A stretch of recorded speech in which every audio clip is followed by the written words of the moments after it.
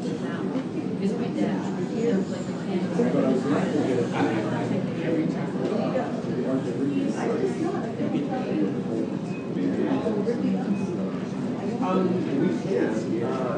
I mean, I just assumed that you wanted this.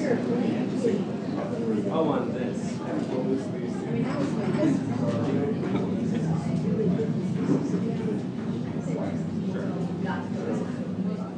Communist people, where we love, live, work, and play. I'm a little bit nervous. My name is Nixie, and I'm a board member of the Ladysmith Arts Council. I'm a creative director, designer, and artist by trade. And if you hear an accent, you're right, it's Dutch. Welcome, guests. We're so delighted you're here. I'll ask you more later.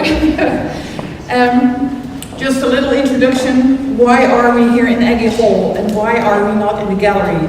Because literally the roof blew off.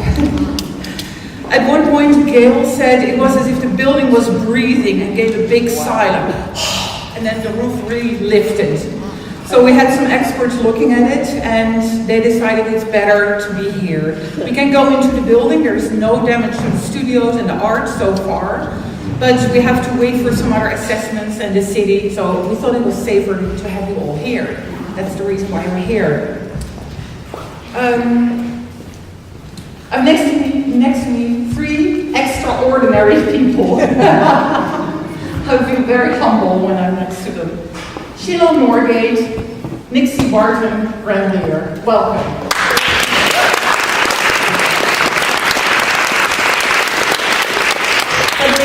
Notice how well I did the sequence. I didn't mention you first. I thought a lot about that. I think these people don't need an introduction, but for the people who don't know them yet, I will do a brief introduction. Sheila Norgate, why didn't you bring Rosie? Because she passed on. Oh, she passed on. Oh, sorry, that was not your Don't you feel bad about that? No.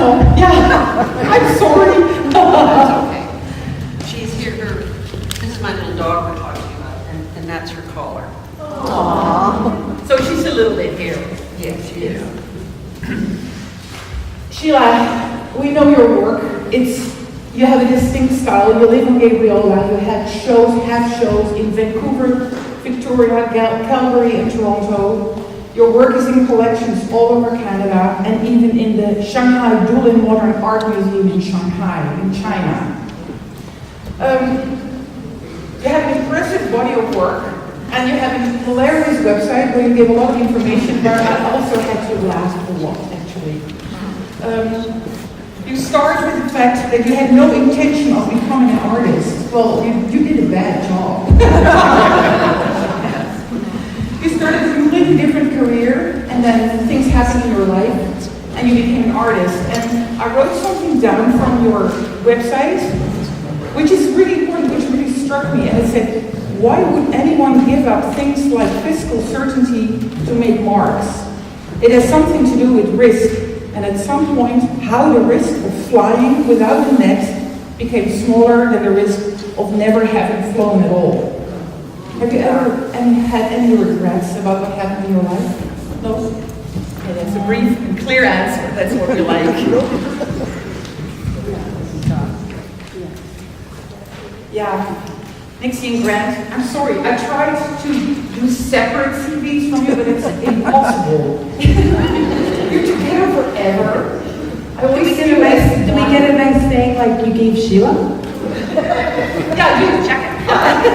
Actually, I have some quotes. The first is of myself, always together, difficult to separate, although your work is very different, but you're always together. And I found a really nice article on the internet by Robert Amos, from the Times columnist, and he calls you a blaze of inspiration, and I think that's perfectly distinctive. Grant, you graduated from the Alberta College of Art, and Nixie, you studied at the University of Victoria. You had to pick up some work, even on the airport, which was brought by Grant, and that was the start of everything. I found it on the internet. You opened a gallery, Barton and Leier Gallery in Victoria, and later you opened your eclectic wild farm on De Courcy Road, right? Not too long ago you moved to Milan, to your little castle, because it looks like a castle, and you just keep doing what you always did, which is painting. And I found on the internet that you paint 70 to 80 hours a week. Wow. You gather 5 every day to paint.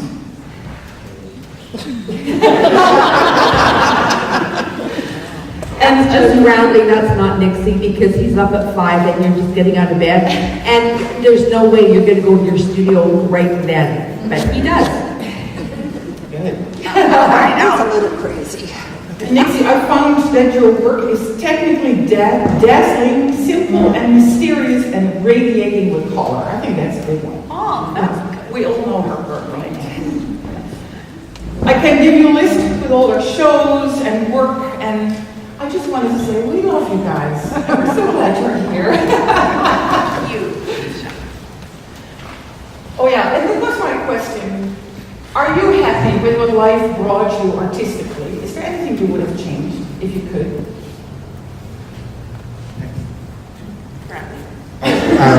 You know what? I'm just happy with the way everything continues to go. I wouldn't change anything. You know, when I look at your story, it's an artist's dream. That's what we all want. From the outside, of course. But. Yeah, Nix and I have been very lucky. But as Sheila will attest, it's not without its ups and downs. No. But no, overall, it's gone really well. I'm happy. Today's topic is art and commerce, or art and business, and to simplify, art and money, because that's basically what we talk about. I would like to narrow it down a little bit because it's a big topic, and I would suggest we talk a little bit about visual art on Vancouver Island and commerce or business. So the big question is, how do we make money with our art, right? That's what we want to know. I suggest we talk a little bit about it. You're the experts. Please feel free to ask questions or take part in the conversation, and let's talk for about 20 minutes. How's that? Okay, I'm 18, and I want to start a career in art. Where do I start, Sheila?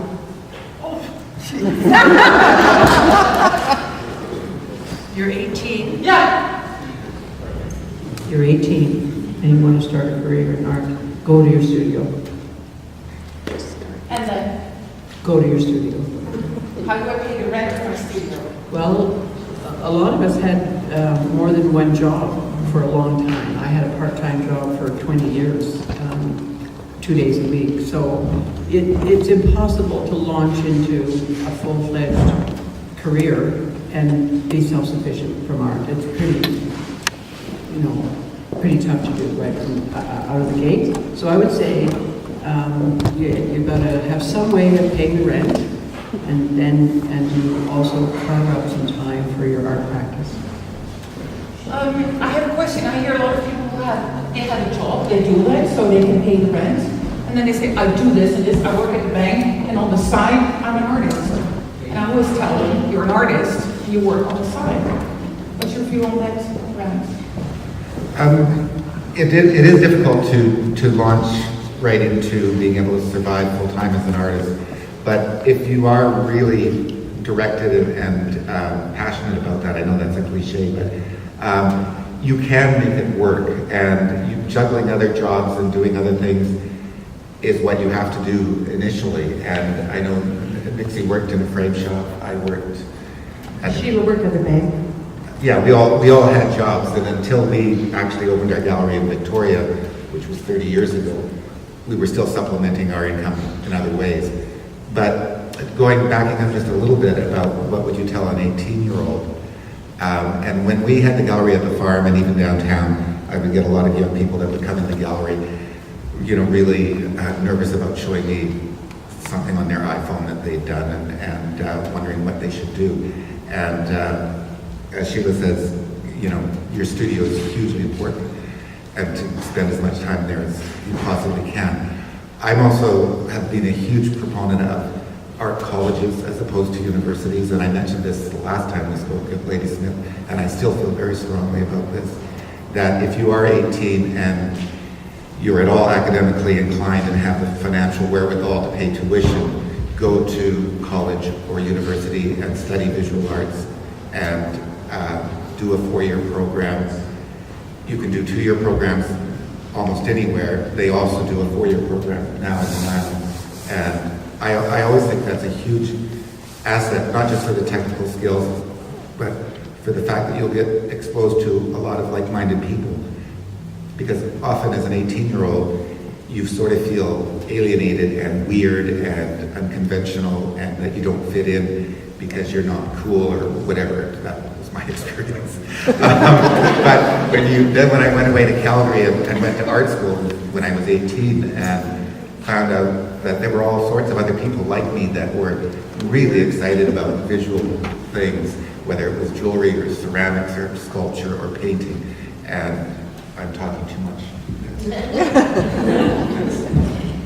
Well, I think when you're 18, it's like the old cliche, if I knew then what I know now. Yeah. Because an 18-year-old doesn't do it. 18-year-old is, live at home, rent-free. Yeah. Don't worry about a job. They don't really give a rip really about that kind of stuff at 18.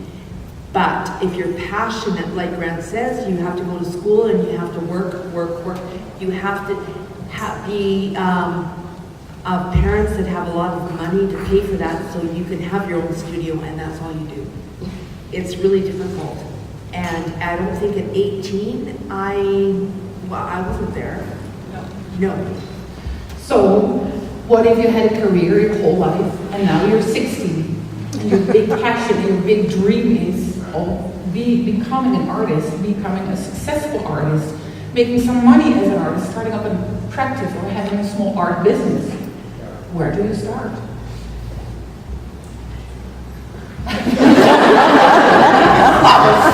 Here.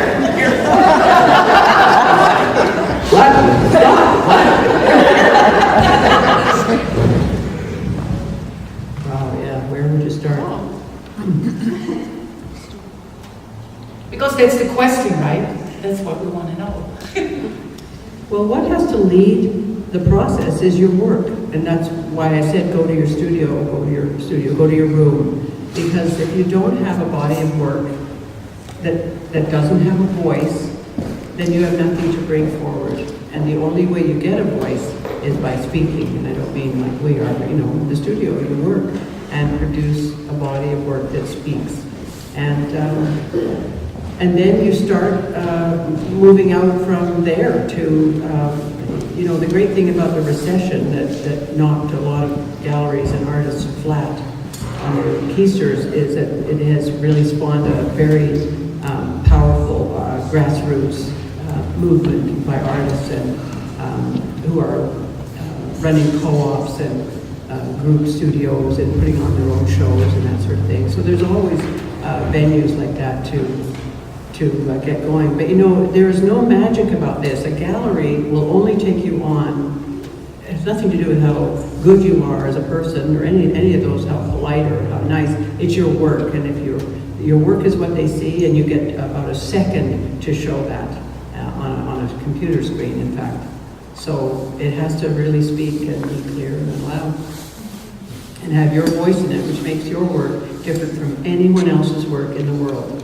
Because there's a lot of work out there that's quite generic and being done by a lot of people, variations on themes. But if you have a really distinctive voice, then, which is why we've managed to survive, I think, in the art world, is because we do have voices that are not, they may have been copied, but they're not, they didn't, they originated from the stuff of our lives. So there are a lot of numbers, they're very big because, let's go back. Right now there is, the creative industry is growing here on Vancouver Island and in BC. We know all about technology, the video games. I just read that the book publishing industry is doing really well here in BC. There are not so many numbers about visual art because that's not measured, obviously. But when you look into the near future, is there commercially hope for visual artists that you can sell something? Not maybe that you can have a full income out of it, but what would be opportunities to promote your work? How do you get into more a commercial mode? Where do you learn about starting up a small art business? That's a good question. I think that the island is and continues to get better, and it is quite an exciting market here, but it's limited just because of the number of people, and that's why it's imperative if you want to generate enough of an income to survive on that solely, that you have representation elsewhere.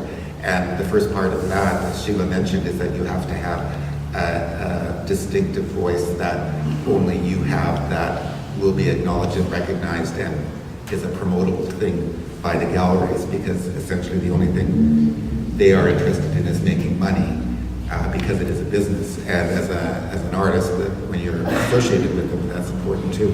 But getting back to the island specifically, like this group here, for example, it's a wonderful group of people. What happens at the Waterfront Gallery is amazing. And there's community galleries like that all around. And particularly for emerging artists, it's a great way to get exposure to your work and the group shows that the gallery hosts or any of these groups host. To make the leap from doing that kind of representation to a more commercial representation has changed dramatically because of the internet and marketing and social media. And it's not like it was 20 years ago when the only way that you could successfully have your work promoted was through commercial galleries. And I still think that they're a very viable way to do it. It's not like it used to be. Nothing is like it used to be. Everything keeps changing. But the social media thing sort of negates what I just said about being on the island that has a small base of people. But like what the teacher said about Sheila's website, which is really inviting, and you look at that and you go through it and it's entertaining and it's visually pleasing, and every time I visit it, I'm intrigued by it, and Sheila could be anywhere, as any of you could be. So that idea of having your own site and using Facebook and Instagram and all of those things are important. I sort of feel like I'm kind of over the past the. Bradley, you have a lot to say about the interweb, you said. Oh, the interweb. So, and you know nothing about the interweb. Well, Anthony Cateau, I don't know if he's still a member, but he's a wonderful metalwork artist that lives in Cedar. And in December, he got me so wired about Instagram and how, is that the word? Instagram? Yeah. How important it was. And I got all fired up about it, and I was feeling very smug, and I took a bunch of pictures of my work, and then I did 1 or 2 a day for about a week. And I got some comments from about 4 people. Anthony was one of them, and 3 others. And Anthony's comment was, I can't believe you posted something on Instagram. Apparently, good for you. I'm getting off topic here, but then it fell flat with me. But it's nice to have that. I don't know if it's a marketing tool, I'm the wrong person to ask, but I will say this about Facebook. Facebook is a huge tool for marketing, and I know, like, for the last show that Nixie and I did at the Waterfront Gallery, I had people from Calgary that saw our postings on Facebook for that show and purchased work sight unseen, other than seeing the imagery on Facebook. And so that really sold me on that. But again, a lot of people and a lot of you are, I'm sure, are very savvy. I'm talking too much again. Anyway, go on. I wanted to tap into something that you just said, Sheila, about your voice, because I think that's the most important thing of being an artist. I have always this biased feeling that I'm making something, I totally believe in it, and I think, this is something that I want to say, this is something that I observe, and I know the response to it. So I can't sell it, I don't get likes, nobody says anything on Instagram. And then I'm tempted to give in and listen more to what other people want, or what they like, or the general taste, or what sells. How do you keep so strong, how do you say it, holding on to your voice, and what's important for you and what your work is?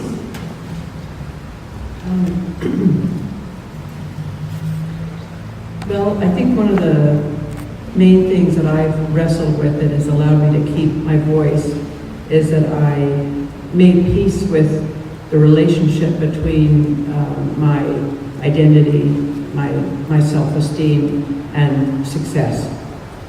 And it was a bumpy ride to do that. The recession for me was, I'm talking about 2008, completely changed the landscape for me as an artist in terms of my gallery representation. And my work is pretty quirky a lot of the time. It doesn't have a universal appeal, and it was, it fell in terms of its saleability. And I had to really deal with what that was like, and how I realized that my self-esteem was being damaged in that, and then I realized I have those two things confused. And so I did quite a bit of work to unhook my creative voice from my identity, so that I could understand that money is not, it cannot be the issue, it can't be the motivator. It's nice if you get it, but if that's why you're in the business, then you're going to suffer, I think. Someone once said, used the expression, the lust of result, which I think is a fabulous expression, and we are very vulnerable to that lust, especially if we think it proves that we're valuable people. So I think a big thing to do, I don't know if I'm answering your question, but I did want to say something about that issue of self-esteem laminated with success financially. It's an accident waiting to happen. I have no response to this. There's a question there. Well, it was just a comment. I've been listening to podcasts, and I got on to some creative art podcasts, and this guy was saying you just need an audience of one. He said if you can hang on to your audience of one outside of yourself, the rest will come. He said do your work, do your best. If it's mediocre, you know it's mediocre, don't put it out there. Do what you are happy with, and start with an audience of one, and the rest will come. Did you hear what she said? Yeah. Can you paraphrase a little bit of what she said? You gave a comment that you heard a podcast where they said if you have an audience of one, that's already enough, and go from there.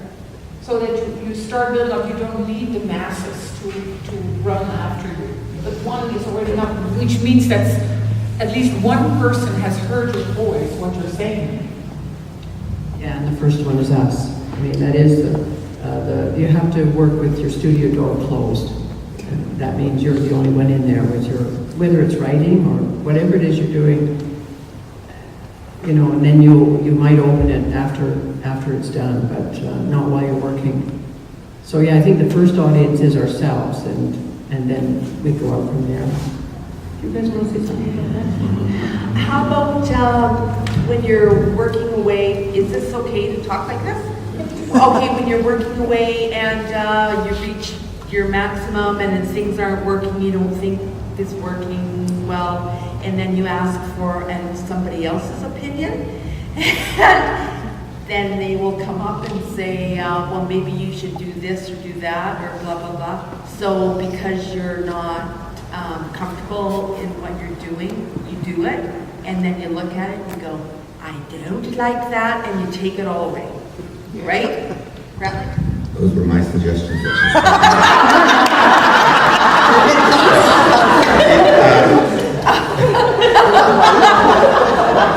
Anyway, I'm going to be the sort of devil's advocate here a little bit, just in how I feel about the importance of it's great that you like your work and you have support from friends and family and associates, but for me, and because I'm quite shallow, I guess, like nothing motivates me more to paint. Well, I love painting. I love what I do, and I feel very fortunate that I get to do it full time.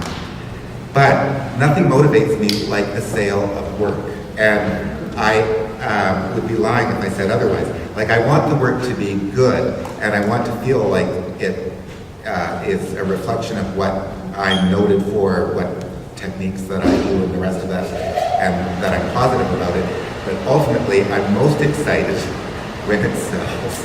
And whether it's through a dealer or privately or whatever, I just find that very motivating. But what Sheila was saying about the recession and how things changed for her then, it changed for all of us. I've been exhibiting for 25 years by that point, and we went from generous sales in almost all the galleries that represented us to, things dropping to nothing. And then tell me what happened to you this week. What happened? At Canada House. Oh, well, that Tell just them what you shows how actually said. Tell shallow them what you said. a person is.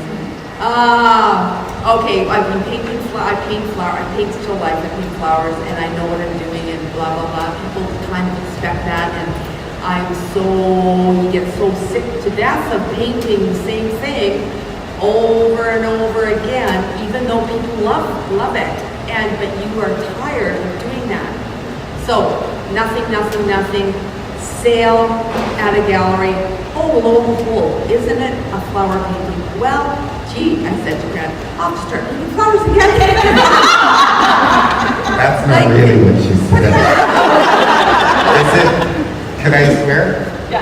I said to Nix, because we checked the website every couple of days, and it was Canada House, and I checked hers, and I said really loud, Nix, you sold one, because you haven't sold one for months. Yeah. And she comes into the studio, she's all excited, and she goes, another fucking flower.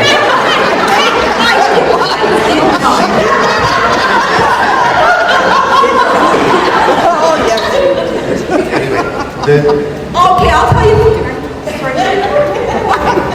a funny story. Brad's going to do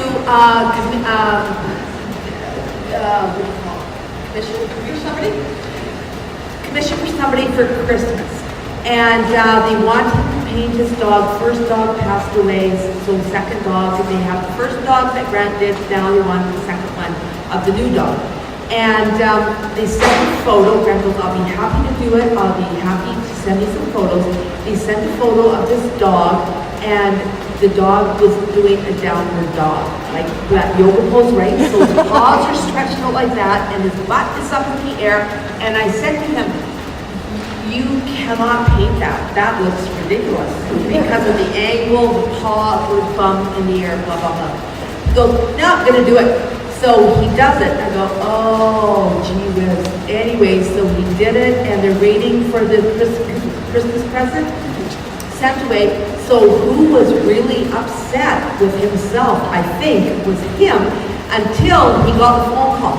Oh, and he goes, oh, they love it! They love it! Oh, I'm so relieved! I was really. Yeah, you thought it was good. You do. Here, this is Mr. Andy. Sorry, no, it's you. You maybe with the show. Yeah, well, I have to play devil's advocate a little bit here and say that Grant is a man. And if you know anything about the art world, it is very, very biased still towards art by male artists. Look what we have here, 99% women. Thank you for everyone coming. But it really is a different world for women artists. And if we are only happy when something sells, you might as well shoot yourself. Maybe it's also then because you started in commercial art. Is it different? Because I recognize that. You know, you look what your client wants, and at the moment there's a commission, you put everything aside and you just want that client to be happy and pay. It's so recognizable. I don't know about you, but when I hear your stories, I'm like, oh, I'm not the only one. It feels so good. Is there anyone who would like to ask something or to add something? It's a broad topic, but please. Marie wants to ask a question. Well, it's Can we give her the mic? comment, and I Yes. don't know, Let's give her the if it's the right time for this particular question, or, my question is, I'm in late 60s. I started art when I was 40, and I was in playground, and I had a bit of success there in belonging to an art group. I do not want to sell my art for a living. I worked at a hospital for years. I got a pension. I'm fine. I would like to donate my art, but and I know artists get asked all the time to give their art for different causes. I guess what I'm concerned about is I don't want to donate my art to a little thrift store where it gets $15 for something that I spent days on. I don't think we a lot of us, I'm sure, are not really hoping to make a living from our art, especially at my age.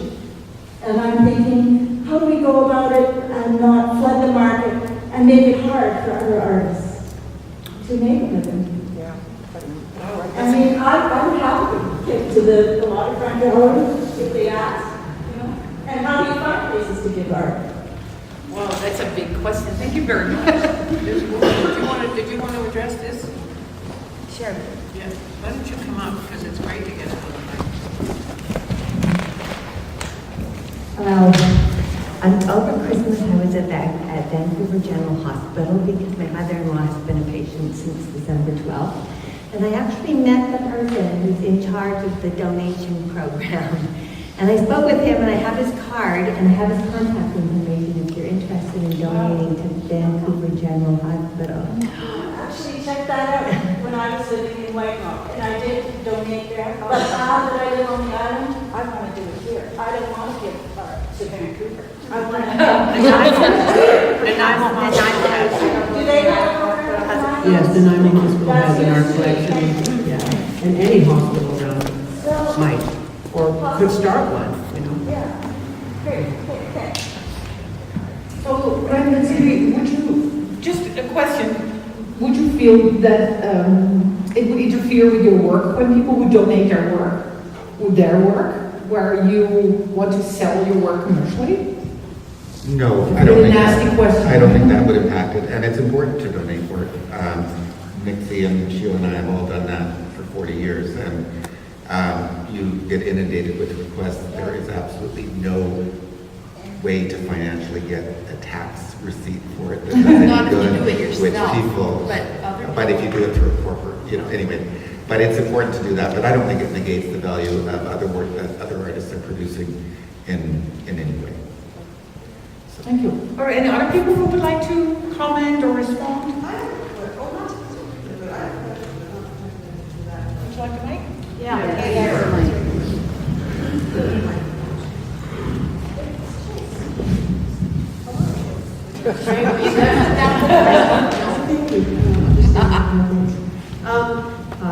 my name is Lizzie.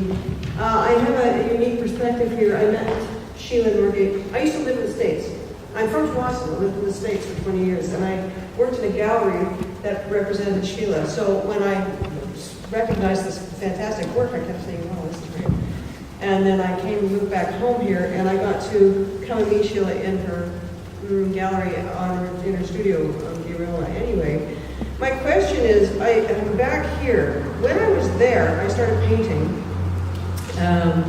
And I had a number of shows, just little ones, you know, cafe shows, and I had a show a couple shows in the Center for the Arts there. I had a really great group of artistic people, great scene. And then 2008 happened, things changed. And anyway, I came back here. My question is pretty much to Sheila. I think, what's involved in taking art from here and selling it in the States? Is it a difficult process? Yes. Yeah. Imagine Anything down there. First of all, you have to have a gallery interested in what you're doing. So that's. I mean, the good news about our technology now is that, like literally, when we started out, the only way you could show a gallery your work is you had to travel to the city and look at the space and interview people and take your work. So now we have this amazing way of sending JPEGs to galleries so they can see your work. But the States is a very different animal. Even just getting your work over the border.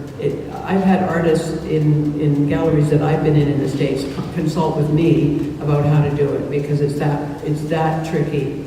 to get work across the border, to be sold in the States. It's not easy.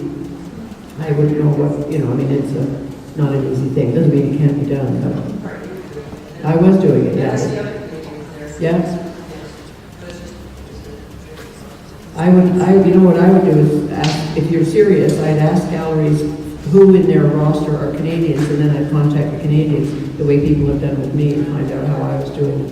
Yeah. And this is just all, that's just all paperwork. It's nothing to do with your work itself, which of course has to be phenomenal. And Carfax has a lot of information on... I can't hear you. Carfax has information on taking your work across the border. Yeah. They will provide you with some of the paperwork that's needed. That's right, yeah. And then the other thing I wanted to say about donating art is that one of the points of donating art that's helpful to the artist is that you can put on your CV that you have artwork in the collection of Vancouver General, St. Paul's Hospital, Nanaimo General Hospital. Yeah, did everybody hear that? It is good for your CV to have on there that you are collected by foundations, hospitals, and so on. That's one advantage. You mentioned that Parks and Rec has the information if you would be interested to No, sell not it. Parks and Recs, it's Carfax. Oh, Carfax, sorry. Yeah. Yeah. Okay. Yeah, CARFAX, which is the closest thing Canadian artists have to a union, if you're not sure what that is. Visual artists is the closest thing we've ever had to a union. They're the ones who proposed fees be paid to artists in public galleries. They weren't being paid. And now certain galleries will follow the fee schedule set out by Carfax so that artists actually are paid to exhibit in public spaces. I wanted to mention about selling your artwork. I took a workshop from Jesse Reno, who's an artist in Portland, Oregon. And he said when he was beginning his career, he used to sell pieces of his art for $100 on Etsy. And he made his living by selling these pictures. And he said a lot of people go to Etsy to look at artwork, to look at emerging artists. And so it's a good way to sell your work inexpensively, help develop your voice, get your name out there. It's just another platform. Thank you. Someone else? Or do we smell the food? There's one thing you're not mentioning, and that's grants. And I have got a grant. But the things about grants is that you have to have something culturally significant or politically significant. And they're not that hard to get, but I would suggest get a professional grant writer. Because the forms are just ridiculous. It's like a legal form. But it is possible to get grants. And I know a woman that got a grant for Chicks on Sticks, it was called, which was sticks with, of course, with chicks on them that she made.